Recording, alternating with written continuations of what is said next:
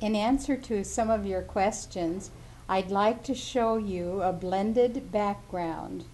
I love blended backgrounds. It's an opportunity to introduce a good variety in your background color. It is a wonderful, wonderful background, the blended background for marbling. You can marble over it and get a little color variations.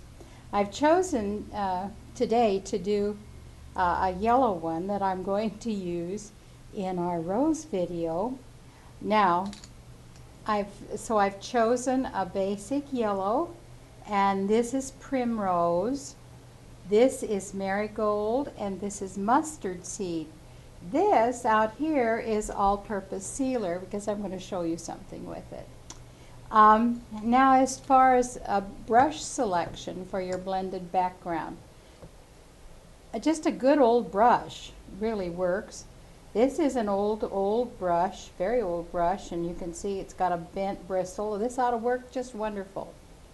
But you might have a 1 inch, 3/4 inch, 1 inch filbert would work, or an oval glaze, or an old varnish brush would work. A very unusual selection might be a bristle, especially if you want a little texture in your background, or a fan, and this is a bristle fan, a little bit stiffer than a synthetic fan.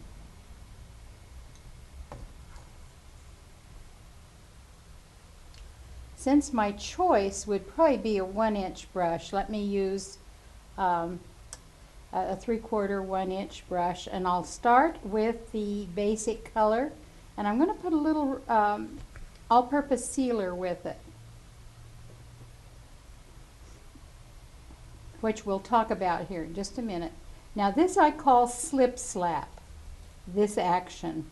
Then I'm going to take just a little bit of color and introduce it, and just work it in a little. I don't like to work it in too much. Again, back to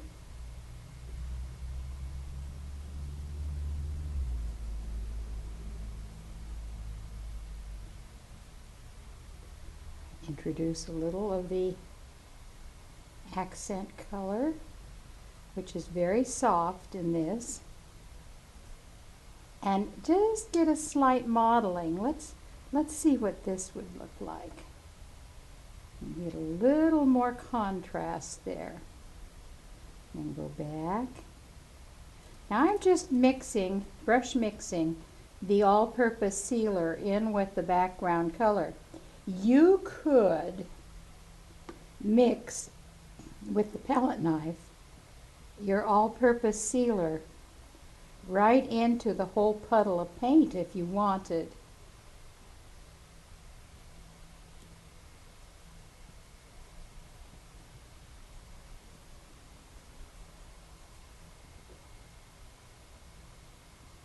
Did you know if you put at least 10% all-purpose sealer to your paint, you don't have to varnish over it? You've made a house paint.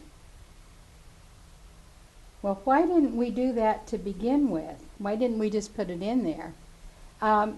Because there's many instances when we don't want the sealer in the paint. We want more blendability for a longer period of time.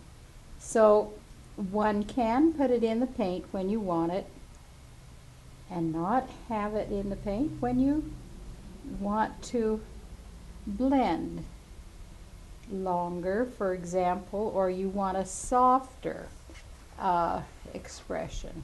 So I work, now look, I'm going to come back, because if you do something you don't like, just go back. I liked it, but I want to show you. Just go back and work over it, and you can work over it as much as you want.